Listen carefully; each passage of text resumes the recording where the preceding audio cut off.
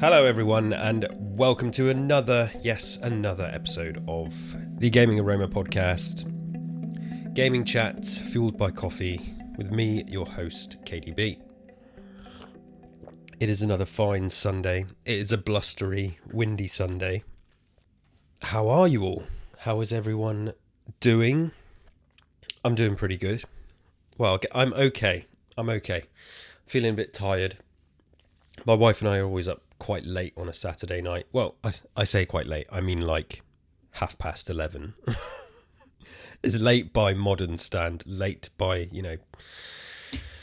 grown-up standards or aging standards, old standards. I don't know what I'm talking about. We were up late. I'm tired. And I hope you're all okay. It's a very windy Sunday today. And I almost didn't do this episode because I've had a very busy Sunday. This morning we had to go to a local dog show. Very exciting. But the place I work at, my place of work, was nominated for an award. And there was some county awards held at this dog show. Very small little thing. Nothing massively prestigious, but it was nice to go and show our face. And we got third place, which,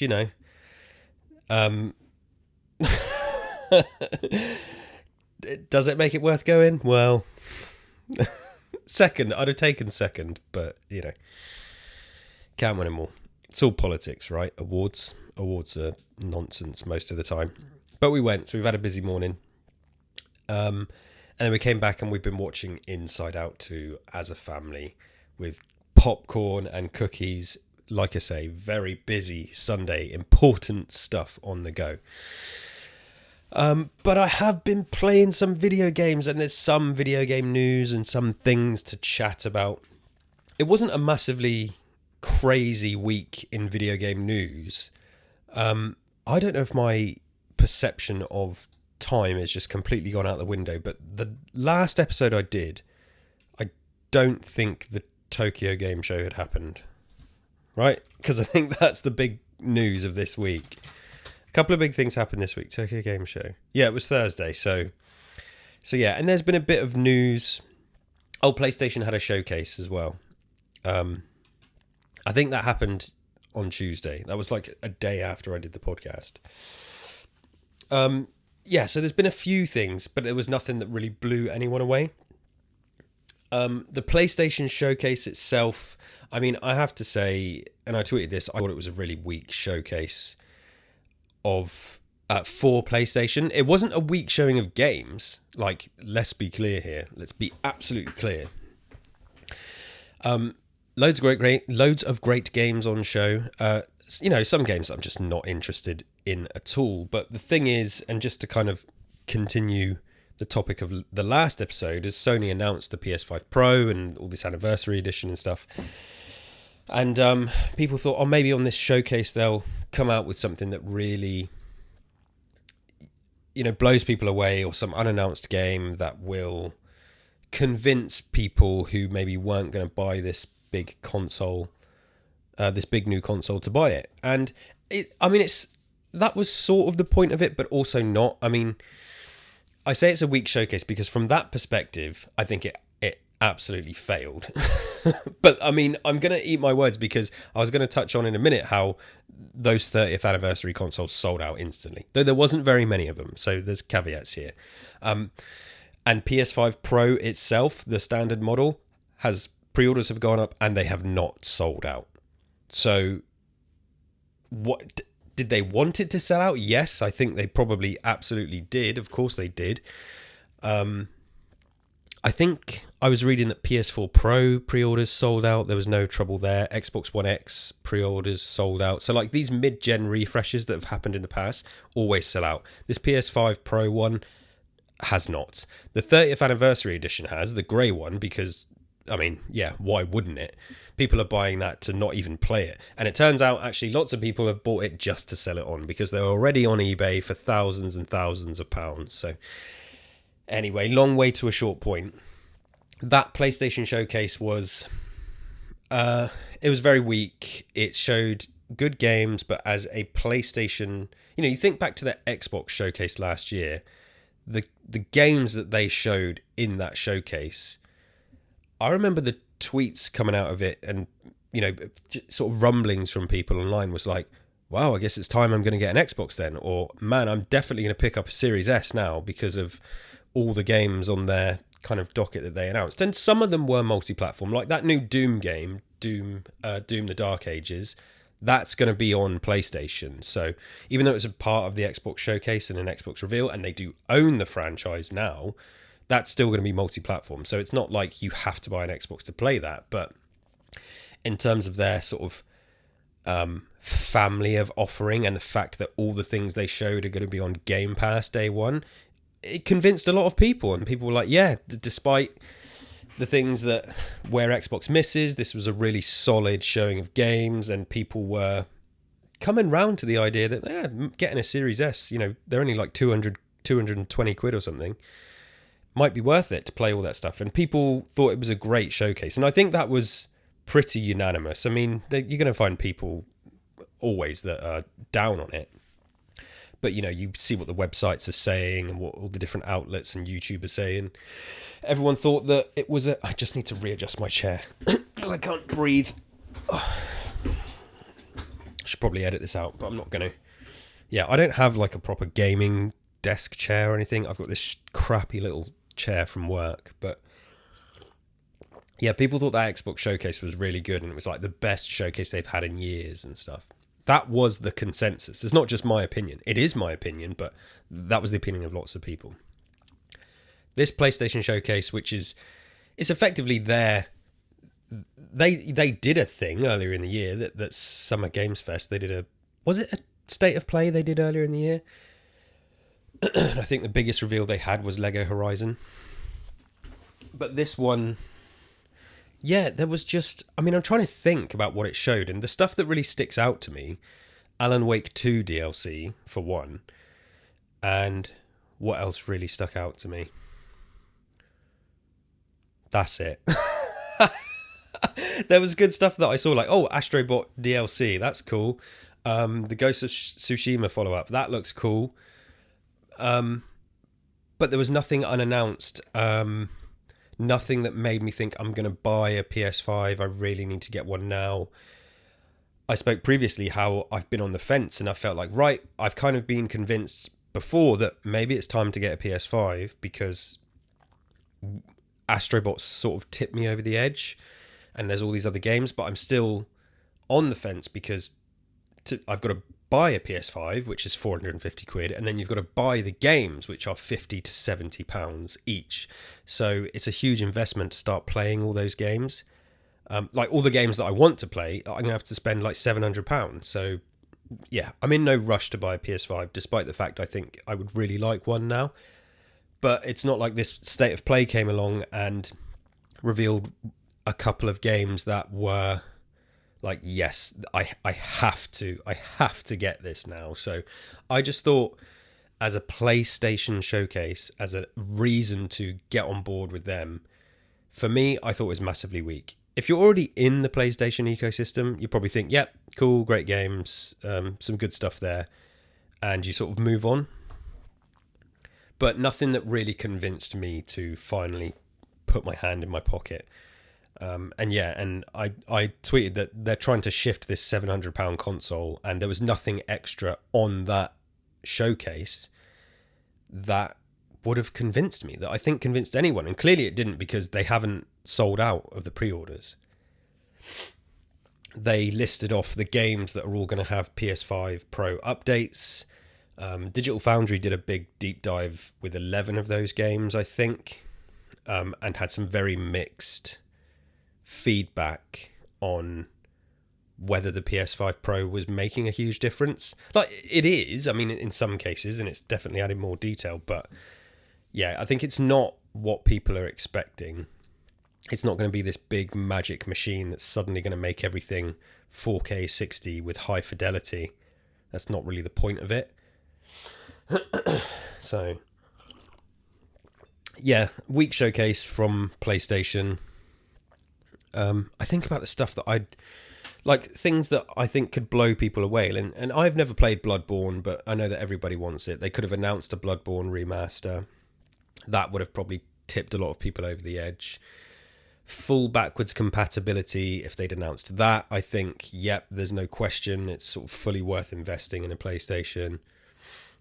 No new Resident Evil. I was going to touch on Resident Evil in a little while. But yeah, there was some rumblings that there might be a new Resident Evil game announced. We know it's in the works because Capcom and the director have confirmed it. They're like, yes, we're working on it. We know what it is. But yeah, absolutely nothing. So we continue to live in a world where we don't know what's next for Resident Evil, which has been really weird because the past 5 years or so, we've always known what's coming next. And if we didn't know, it was often a very short wait before finding out. So, yeah, weak showing from PlayStation in terms of a state of play.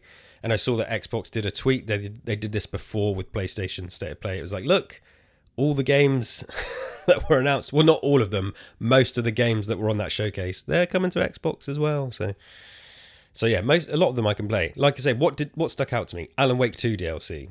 Yeah, I'll be getting that. I love the Alan Wake 1 DLC.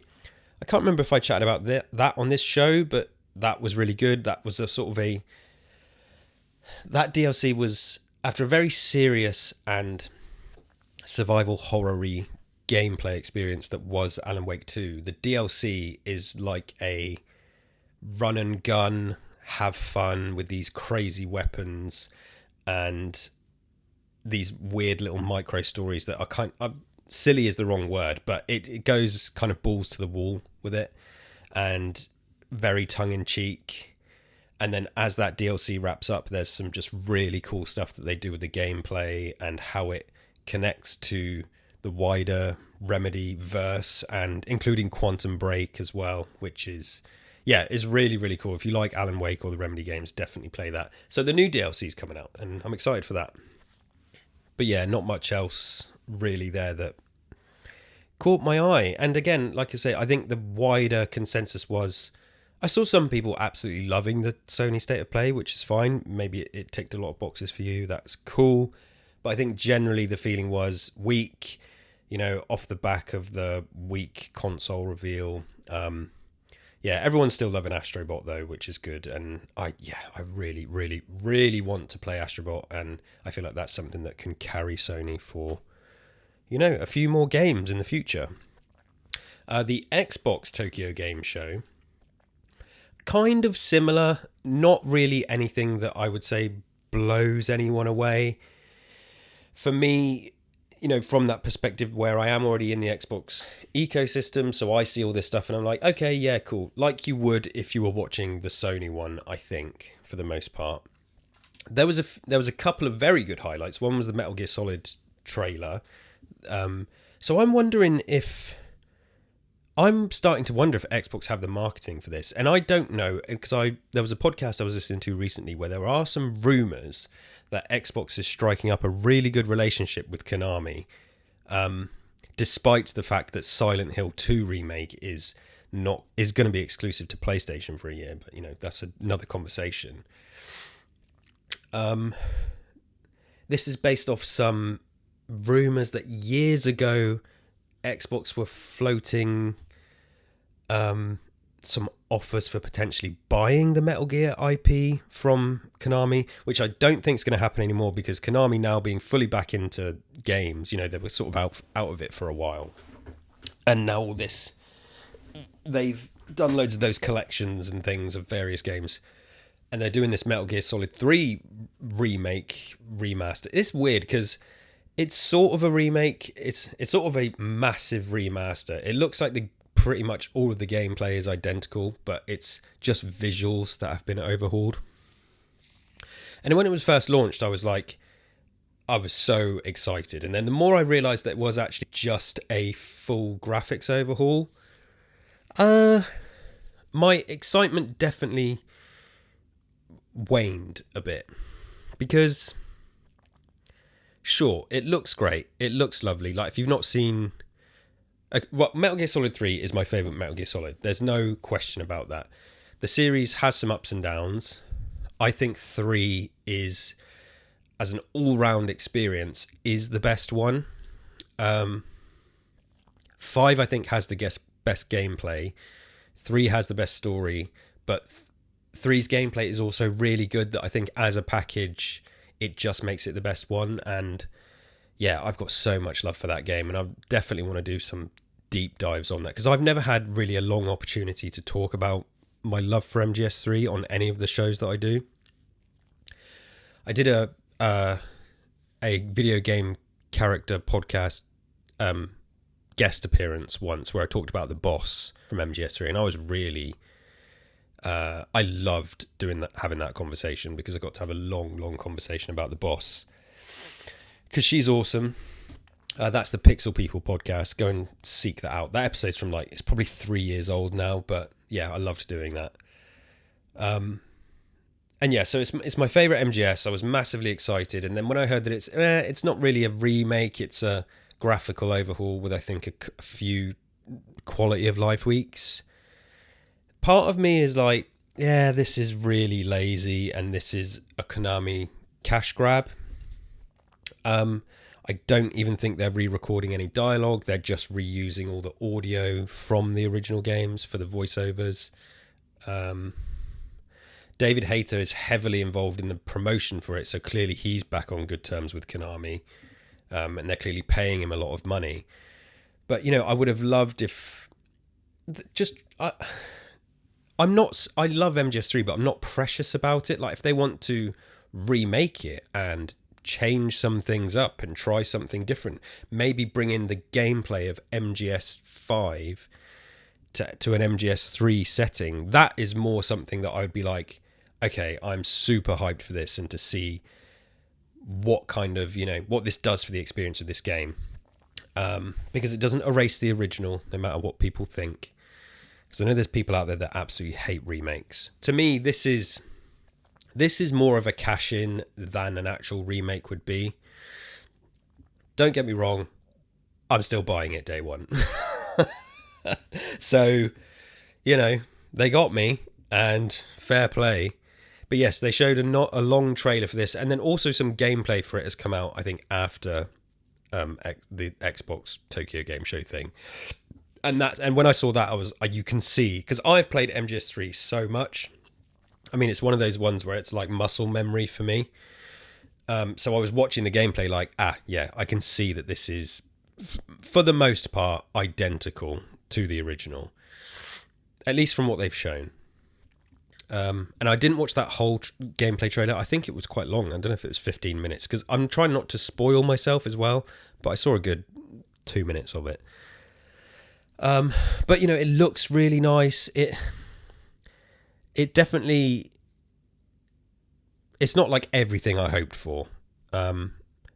Even looking at it, I'm like, yeah, I still kind of prefer the visuals of the original. But I will play it just to see what they've done for the experience. And see if it's any more dynamic and all this kind of stuff. So yes, but what I did touch on earlier is I wonder if Xbox have got the marketing for MGS3 Delta.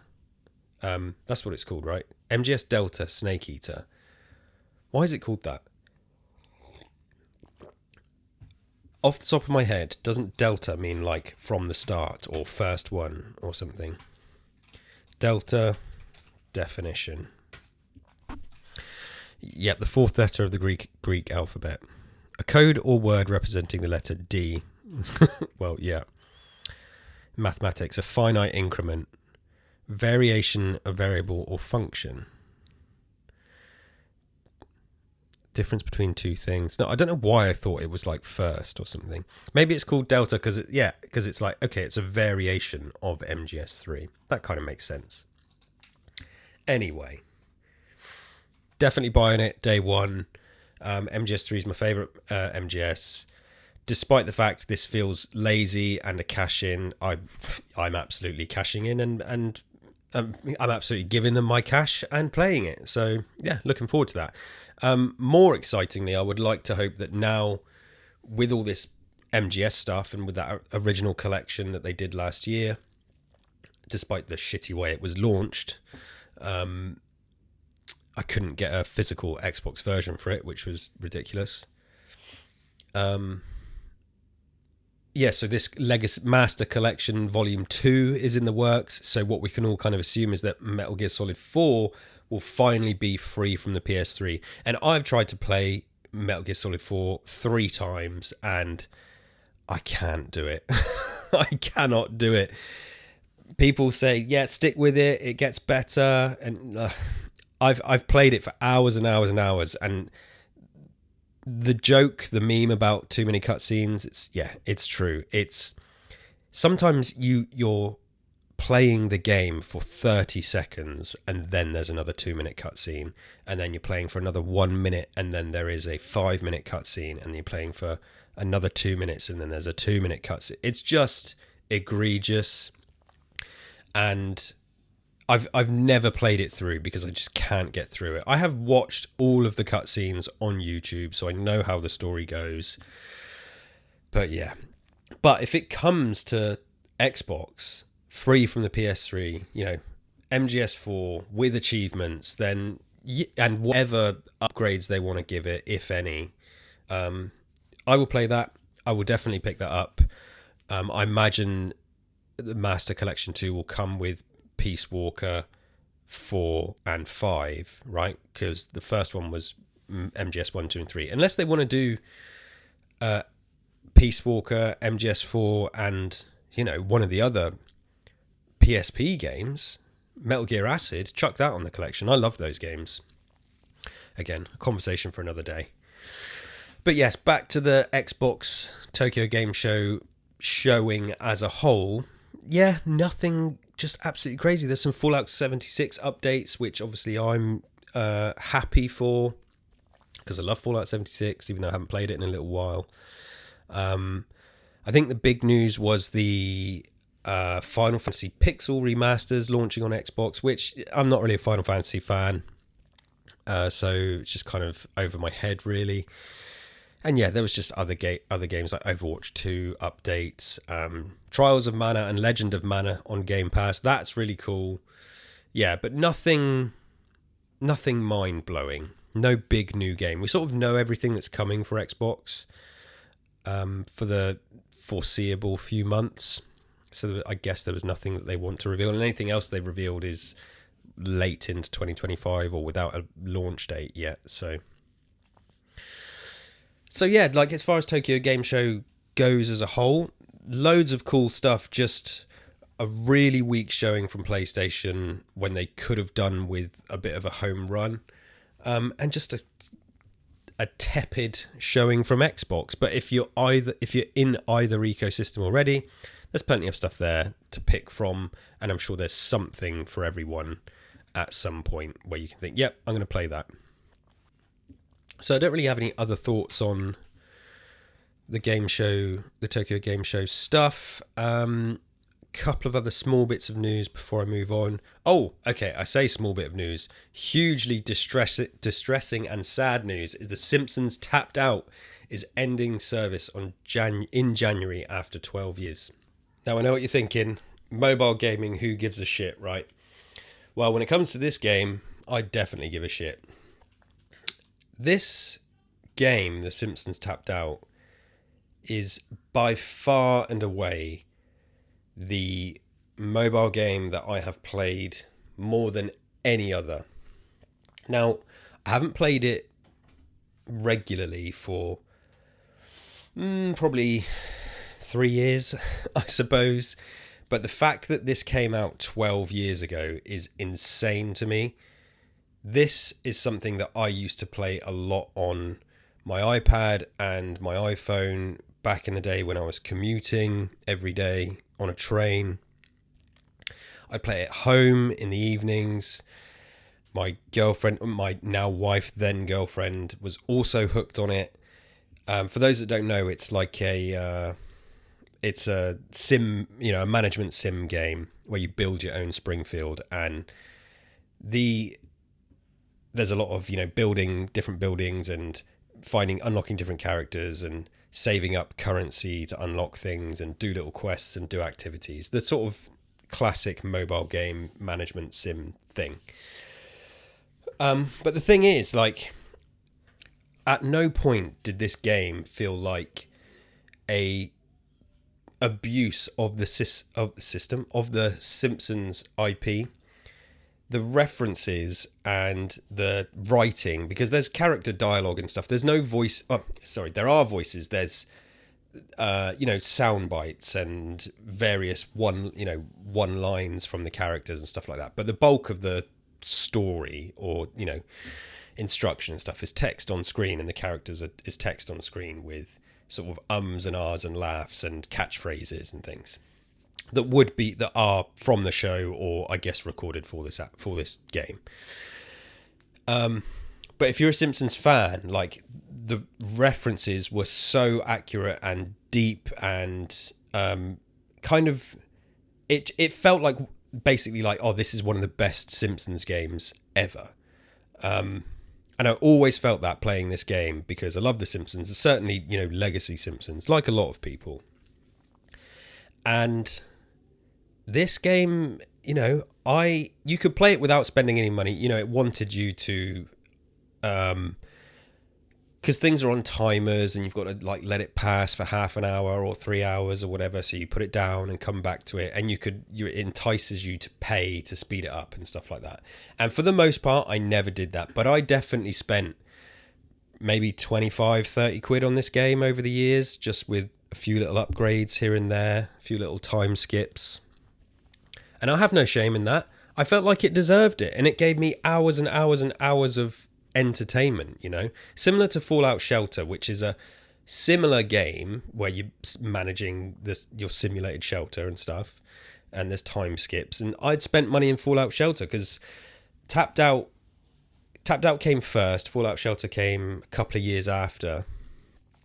And yeah, both of those games sucked up so much of my time. But Simpsons Tapped Out, I'm nostalgic for Simpsons Tapped Out. Like I say, 12 years ago, I think about the sounds from the game and when I played the game and how it kept me entertained when I was trying to tear my hair out from work. Yeah, it's I just got this article open here from VGC. Apparently, the game is one of the App Store's highest ever earning apps, which doesn't surprise me. So I love this game. I love Simpsons Tapped Out. And yes, I haven't played it for a few years, but so yeah, I'm part of the problem, I guess, for the game being shut down. Although I do wonder sometimes, how expensive is it really to keep these games on? Because it's not just like, oh, we're turning off the microtransactions. The game is going to be unplayable and unusable, which is pretty shitty for everybody that have spent a lot of money building their towns in this game. That is that's another conversation where it's like, should they be allowed to do this? And yeah, I don't know, probably not. But this article, in-game, this is from VGC. In-game purchases have already been disabled. The game will be removed from the App Store on October 31st, and then the game will be fully delisted on January 24th of 2025 and will stop working. We've made the difficult decision to sunset Tapped Out, a statement reads on the game's Facebook page. The decision to end our 12-year journey is an emotional one. Together with our partners at Simpsons and Walt Disney Company, we're delighted to bring this game to you, the fans, seeing how you've all built your own beloved versions of Springfield. It's been a remarkable journey, and we're grateful that we've been able to deliver 308 updates, 131 characters, and including today's final farewell, 1,463 quest lines. As our journey comes to a close, we offer our sincerest thanks to you, the players who have all made this possible. Yes, the game, which at several points during its life cycle was one of the App Store's highest earners, allowed players to build their own version of Springfield. Yeah. It doesn't surprise me that it was one of the highest earners, because it was so addictive, it was so well done, and yeah, I love this game. I'm sad to see it go, and as soon as I saw this news, I instantly re-downloaded it on my new phone. And I could log in, and my town was still there. My town that I started 12 years ago and had built up over a solid, certainly the first few years. And then I kept going back to periodically. Every year, I'd just jump on for a couple of weeks where I'd be playing it. And then it was, as I say, the past 3 years, I hadn't really played it at all. But I love this game. I absolutely loved it. I just want to give a quick shout out to Simon Pike, who is part of the Video Game Hall of Fame podcast, and also a writer for Sega Force Mega and for Triple Jump. Simon is on, as I say, Video Game Hall of Fame with my Gears Intel co-host Alex. So we sort of have a person connection there. But I follow Simon on Twitter, and he often writes about gaming himself, and he's got his own website. And he wrote, I just got his tweet here. It says, "A farewell to the soon-to-be decommissioned freemium mobile game, The Simpsons Tapped Out, that I've played on and off since 2013. And he's written this brilliant, personal retrospective of his experience with Simpsons Tapped Out, and I highly recommend going to read that. I did retweet it as well. And I read that, and I related to so much that was in there. My phone is my phone, every time I record a podcast, it interrupts my recording because I don't put it on silent. There we go. It's on silent now. Yeah, so much of it I just related to in a big way, and I'm very sad to see the game go. I instantly downloaded it. I revisited my old town that's still there, as I've said, and I've been playing it a bit over the last couple of days. It's crazy to think it lasted that long, and so many games have copied it since. I'm playing, like I say, Fallout Shelter I still play. Elder Scrolls Castles came out recently, which is another awesome, sort of town builder, if you like, with the same sort of style and gameplay mechanics, which I'm also loving. And yeah, I'm nostalgic for The Simpsons Tapped Out. I'm sad to see it go. Mobile gaming often gets a bad rap because lots of people think that they're all just predatory and trying to rinse you of every penny. Simon says in his article that he never spent a penny playing it, and it's like, yeah, I know, I just said that I did. I didn't have to. I just did because, I don't know. Am I stupid? Maybe. I never had to. I just wanted to. I chose to because I was loving it and I was playing it a lot. So, yeah, mobile gaming gets a bad rap, but they're not all out there just to steal your money. I think that obviously is part of it. Part of it is stealing your money, but you can have a good time with them. And if you have never played Simpsons Tapped Out, get out there and download it today and play it for a bit before it's completely turned off. It's delisted at the end of October and then completely turned off in January, so you got to download it this month. Yes, R.I.P. in peace to Simpsons Tapped Out. That is it for the news, really, that I wanted to talk about. There's some other small things going on. Let me just quickly check my list here. Ubisoft delayed Assassin's Creed Shadows. After I said on the previous episode, I was like, wow, am I going to stay subscribed to Ubisoft Plus to play Assassin's Creed Shadows? Because I finished Mirage, which I really liked. I was like, yeah, okay, the next game's coming. Well, there's no point in me staying subscribed now, so I cancelled it because they've delayed the game to February. What else? Really nothing. Keanu Reeves is voicing Shadow in the Sonic Generations X Shadow version that's coming out, which I cannot fucking wait to get. My son has become obsessed with Shadow the Hedgehog as well. So, yeah, very keen for that, and it's cool that Keanu is voicing the character in the game. So, apparently there's this pack adds a movie version of Shadow and a Tokyo area, so this is a DLC for the game. When is that out? Sonic X Generations is an updated version of 2011 platformer. Can I have the release date? Don't make me search for it. Don't make me search. Okay, I'm going to have to. Sonic X Shadow Generations. It is coming out the 22nd of October. Cool. So it's coming out later this month. It's not quite October yet. It's October in a couple of days.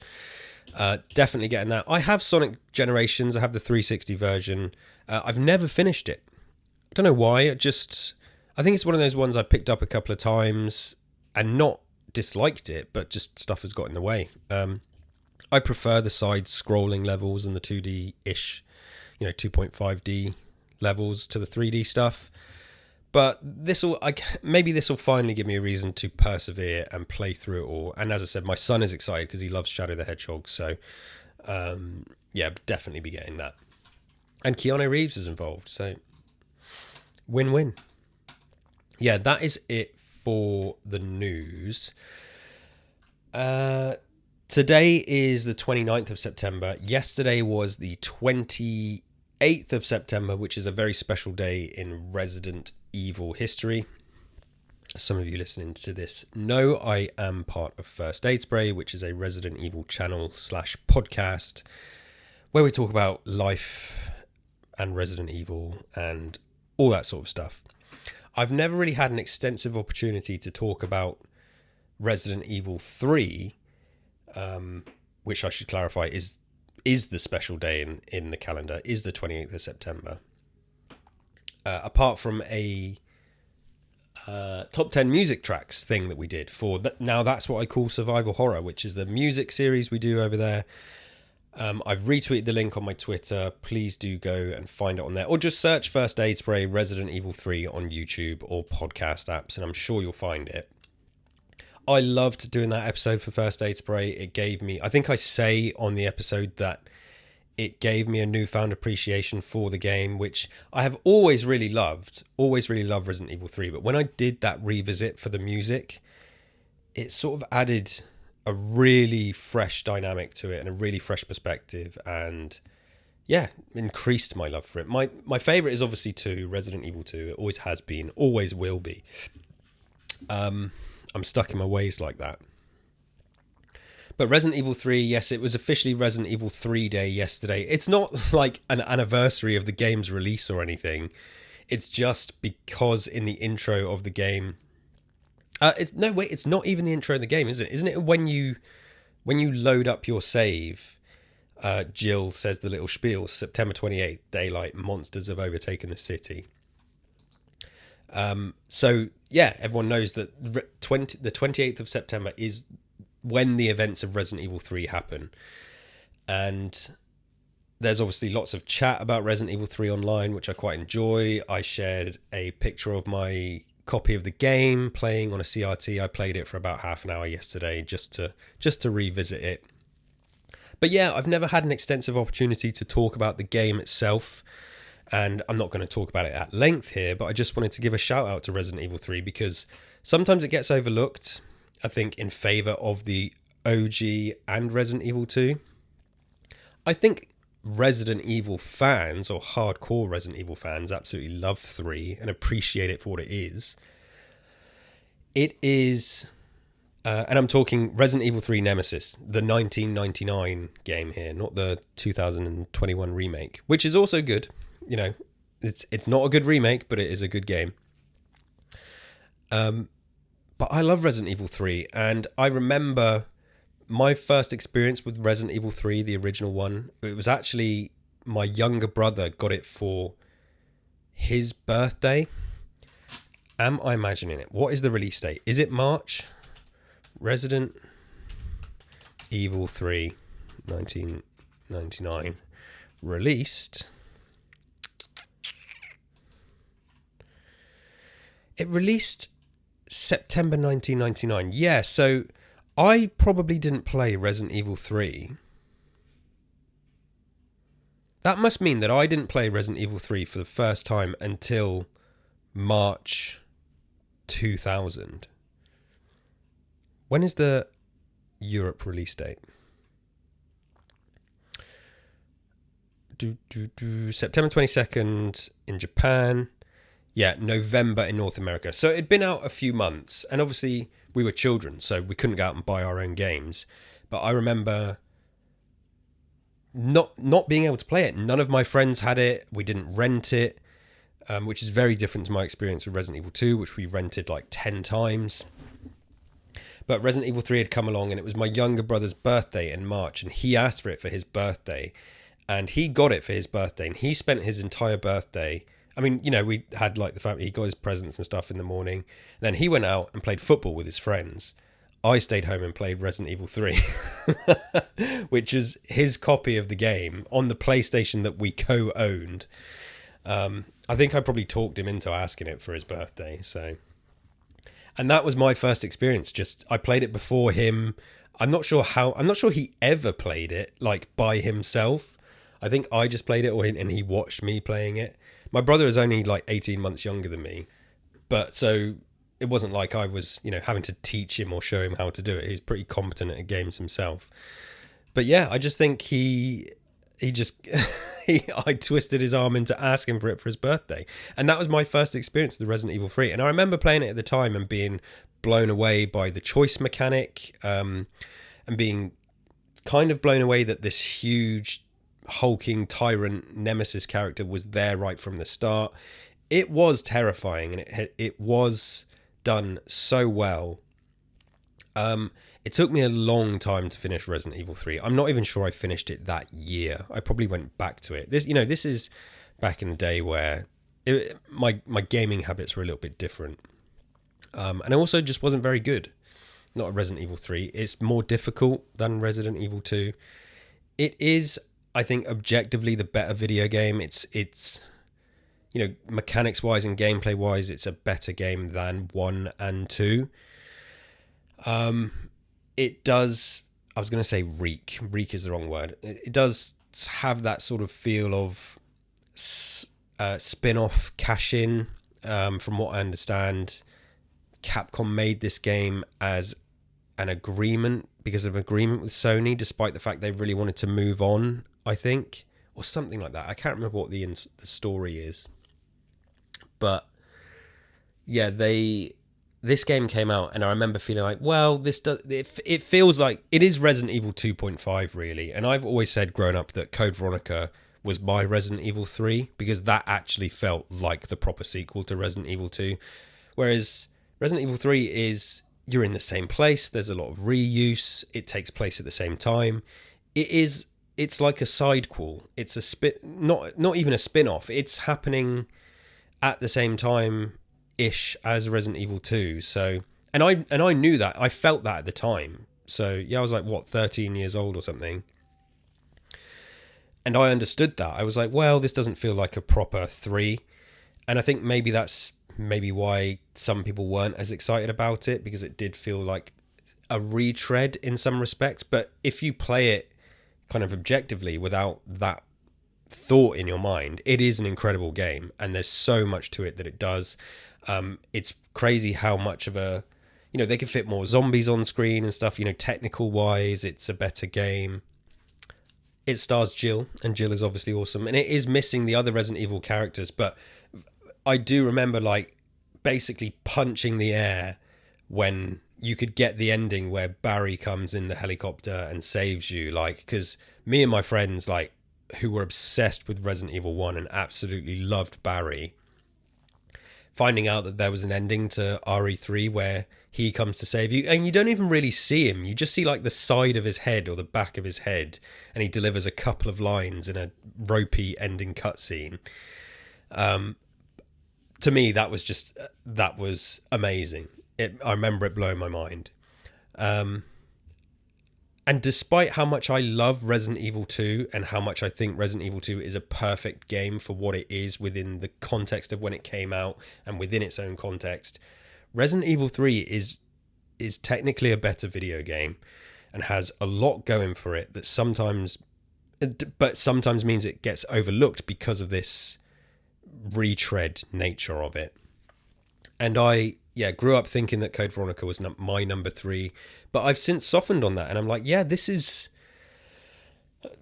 I don't feel that way anymore. This is a worthy third game for what it is, and then Code Veronica is a worthy 4, I suppose. Even though Code Veronica is officially the spin-off, and I don't really like Resident Evil 4. That's a joke. I do like Resident Evil 4. I just don't like it anywhere near as much as the other games. So I love Resident Evil 3. I just wanted to give it its props on this episode today because it was Resident Evil 3 Day. And it's cool to see all the love for it online. So yeah, go and check out First Aid Spray. The panel did do a 20-year anniversary episode for the game as well, so you can go and listen to that. I guess that was I think that was like before I joined the show, or maybe around the time I joined the show. But go and listen to it. Go and listen to my music breakdown, and how I kind of slyly fit in. I think maybe, I don't know if it's one or two Resident Evil 2 tracks, because they're reused in Resident Evil 3. But the soundtrack is amazing. Had some good fun talking about that soundtrack for First Aid Spray. And I really want to have a playthrough. Like I say, I played it for about 20 minutes yesterday, and I want to sit through and play it. Which brings me to another point, which I sort of raised on the previous episode, was I'm going to look into getting an old shitty laptop so I can play some old PC games. The original Resident Evil trilogy is now available on GOG, which is a PC gaming client. I have no way of accessing them. I own all the original games on PlayStation, and I can play them on my CRT on the original hardware, which is fine. But I'm quite keen for the convenience of playing it on a laptop or PC desktop. So I got my buddy James to find a cheap and dirty Windows laptop for me that I could play retro games on, like the original Fallouts, like the original Resident Evils, Theme Hospital, Theme Park, Roller Coaster Tycoon, all this, like loads of cool stuff that you can get on GOG. I haven't purchased it yet, but I found a super cheap laptop thanks to James, and I think payday's arriving, and I think I'm going to get it because I'm really keen for that. There's me talking earlier about not wanting to get a PS3. I am more inclined to spend it's not quite 400 quid. I think it's £350 for this laptop. I'm more inclined to spend that on a laptop than I am to put it towards a PS5. So that maybe tells you something about where my allegiances and interests lie. Because the PS5 is too fucking expensive if we want to buy all those games. If I buy this laptop, I can get the original Fallout for £1.50. So, yeah, that's an absolute steal. I really, really want to play it. So I want to play through Resident Evil 3 again. I'll probably do it on this laptop. And I can try out some mods. I can finally join the Resident Evil modded community. Things like the randomizer mods, I really, really want to try out. Stuff that I will always love the originals and the vanilla versions, but sometimes you see the odd mod and you're like, yeah, I would love to experience the game with that. So, love Resident Evil 3. Happy 28th of September. Happy Resident Evil 3 Day. For all who celebrated, we shall continue to celebrate every year. And as I mentioned, I do love do I love the remake? I don't love the remake. I really, really, really, really, really like it. It's not a good remake. It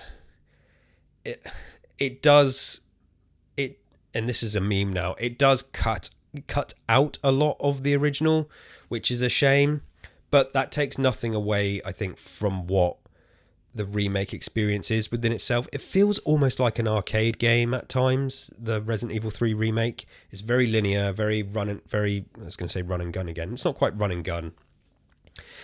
It feels shorter, even though it's not really shorter than like 2 remake.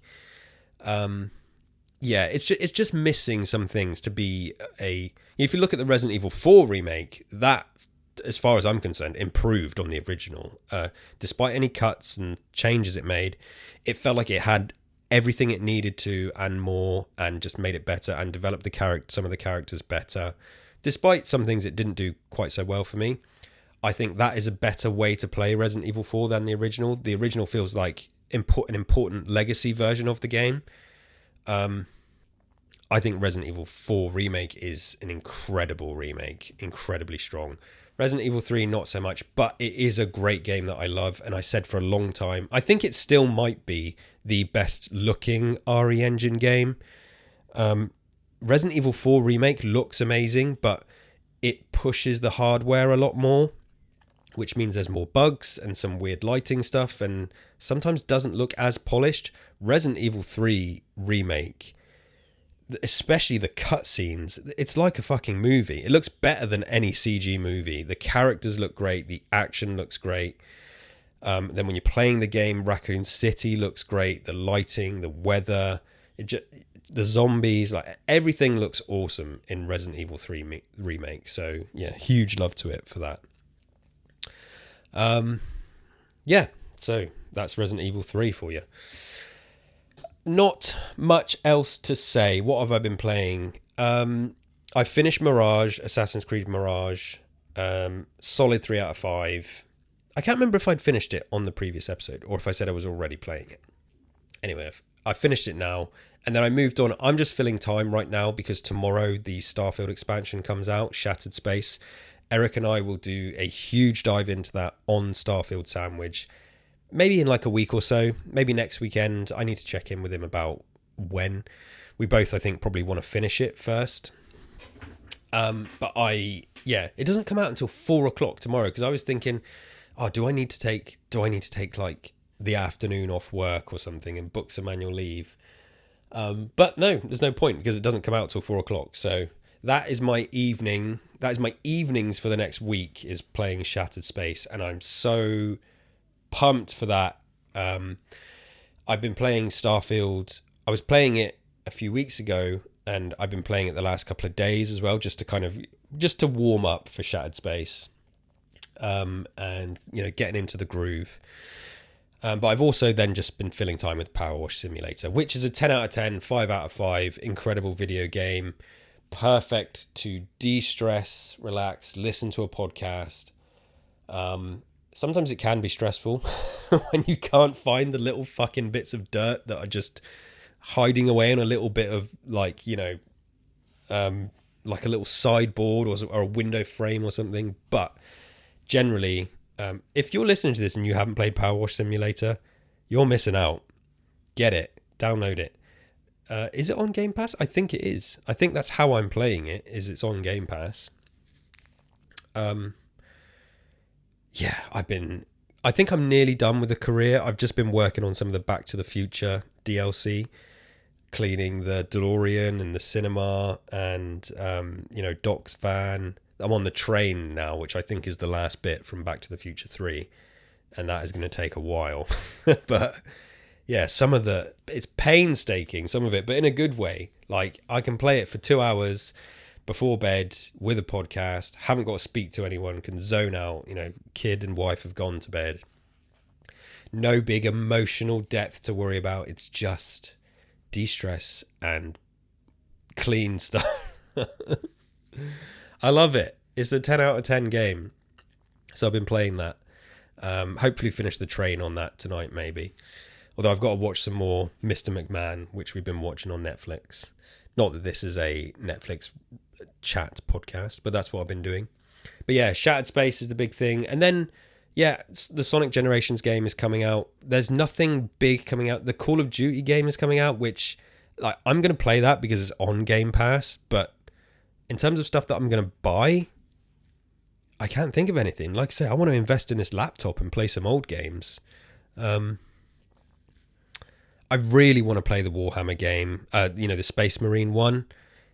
Payday is tomorrow. I will have a look at my funds and see if there's a way I can get that, because I've heard nothing but good things. It looks awesome. So yeah, just waiting for the big Starfield DLC. So if you like Starfield, I'm going to be talking about that on Starfield Sandwich, and I will touch on it on this episode next week a little bit. And I'm going to wrap it up there. Hope you've enjoyed my Sony moans. Though I did moan at Xbox as well. I thought both showcase things were weak, to be honest. But there's lots to play, as always. And I've got some plans. I know I always say this, like, time just moves by at 100 miles an hour, but I've got at least 3 themed episodes now that are going to be coming up before the end of the year for this podcast that are definitely going to have guests. So stand by for that. There's going to be a lot to say. Until next time, look after yourselves, enjoy your video games, let me know what you're playing. And sorry that this is just, I know it's rambling nonsense. I dance between trying to make it like, yes, let's officially read the news and react to it. But then I'm like, I haven't got time to officially make notes or anything like that. It is just my gaming vent. Like I said when I launched this show, my real life friends who like gaming, they don't live near me.